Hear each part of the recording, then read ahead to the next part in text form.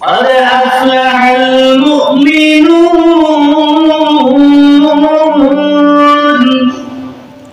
الذين هم في صلاتهم خاشعون মুমিনদের মাঝে সফল হয়ে গেছে তারা নিজেদের নামাজের মধ্যে বিনয়ী যারা। খাশিউনের ব্যাখ্যায় মুফাসসিরিনগণ জানিয়েছেন খুশু হলো এদিক সেদিক না তাকানো, নিচের দিকে তাকানো। এই আয়াত নাযিলের আগে কিছু সাহাবী উপরের দিকে তাকাতেন নামাজে। আয়াত যখন নাযিল হয়ে গেছে তারপর থেকে তিনারা নামাজের সময় দাঁড়াতেন নিচের দিকে তাকিয়ে বিনয়ের সহিত অবনত মস্তকে আল্লাহ রাব্বুল আলামিনের সামনে দাঁড়ানো। আর এই কথা আমাদের হৃদয়ে স্মরণে রাখা, যেই মুহূর্তে আমি দাঁড়িয়ে আছি মহাবিশ্বের মহা পালনকর্তা আল্লাহ রাব্বুল আলামিনের সামনে, আমি তাকে না দেখলেও মহান রব আমাকে দেখছেন, এই কথা হৃদয়ে ধারণ করে দাঁড়ানো। প্রিয় হাজিরিন, আমরা যখন দুনিয়ার কোন ডিসি অফিসে, এসপি অফিসে যাই, কতটা বিনয়ের সাথে প্রবেশ করি, কতটা ভদ্রভাবে দাঁড়িয়ে থাকি, কত শালীন আচরণ আমরা করি।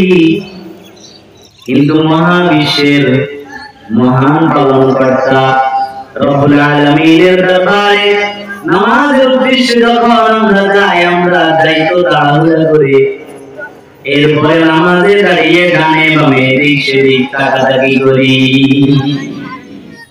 এগুলি আমরা যারা করছি, যদি আমাদেরকে সফল হতে হয়, আমরা যদি সফল মুমিন হতে হয়, তাহলে অভ্যাস আমাদেরকে ত্যাগ করতে হবে। সফল মুমিন হতে হলে নামাজের মধ্যে বিনয়ী হতে হবে। একটু নমুনা পেশ করছি। সাহাবায়ে কেরামের মধ্যে একজন বিখ্যাত সাহাবী হযরত ফাতিমা রাদিয়াল্লাহু তাআলা আনহার স্বামী, বিশ্ব নবীর দাদা আবু তালিবের ছেলে, ইসলামের চতুর্থ খলিফা হযরত আলী রাদিয়াল্লাহু তাআলা আনহু কোন এক যুদ্ধে তীরবিদ্ধ হলেন। তিনার পা থেকে তীর খোলা যাচ্ছিল না।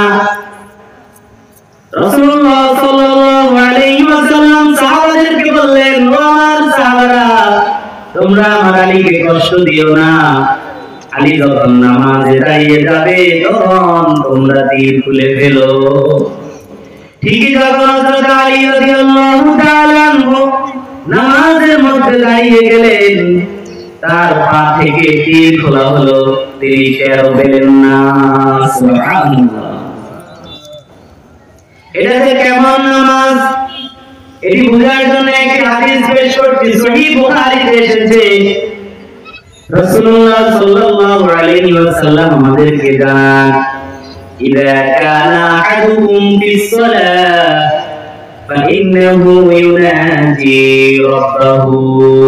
বান্দা যখন নামাজে দাঁড়িয়ে যায়, বান্দার সাথে আল্লাহ রাব্বুল আলামিন গোপন আলাপচারিতা বান্দার সাথে আল্লাহ শুরু হয়ে যায়। বান্দা যখন বলে আলহামদুলিল্লাহি রাব্বিল আলামিন, আল্লাহ রাব্বুল আলামিনের পক্ষ থেকে জবাব এসে যায়, হামিদানি আবদি। বান্দা যখন বলেন সকল প্রশংসা সেই মহান রবের, যিনি মহাবিশ্বের মহান পালনকর্তার জন্যই যাবতীয় প্রশংসা। বান্দা যখন আল্লাহর প্রশংসা করে, আল্লাহ বান্দাকে জবাব দেয়, হামিদানি আবদি, আমার বান্দা আমার প্রশংসা করেছে। বান্দা যখন বলে আর রহমানির রহিম, আল্লাহর পক্ষ থেকে জবাব আসে, মাজ্জাদানি আবদি, আমার বান্দা আমার মর্যাদা সমুন্নত করেছে। এভাবে ইযা কানা আহাদুকুম ফিস সালাতি ফাইন্নাহু ইউনাজি রাব্বাহু, বান্দা যখন নামাজে দাঁড়িয়ে যায় বান্দার সাথে তার রবের গোপন আলাপ শুরু হয়ে যায়।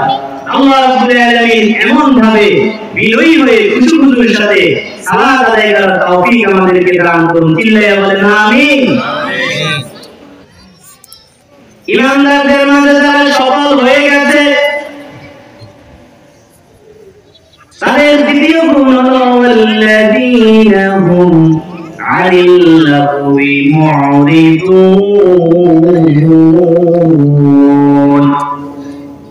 মুমিনদের মাঝে সফল হয়ে গেছে তারা অনর্থক কথা এবং কাজ থেকে বিরত থাকেন যারা। তাফসীর ইবনে কাসির ইমাম ইবনে কাসির জানান যেই কথা এবং কাজে দুনিয়া এবং আখিরাতের কোনো কল্যাণ নেই সেই কথা এবং কাজ হলো অনর্থক। গান বাজনা, নাটক, সিনেমা, বাদ্যযন্ত্র এগুলি সব হলো অনর্থক কাজ। শিরক, বিদআত, কুসংস্কার এগুলি বলা, এগুলি আমল করা, এই সব হলো অনর্থক। প্রকৃত ইমানদার যারা, প্রকৃত মুমিন যারা, তাদের জীবনটা, তাদের হায়াতটা এতটাই দামি যে তাদের এই জীবনে অনর্থক কথা বলা, অনর্থক কাজ করার সুযোগই নাই। আছে? সুযোগ আছে? কারণ আপনাদের মাঝে, আমাদের মাঝে, আমাদের যাদের ঈমান আছে,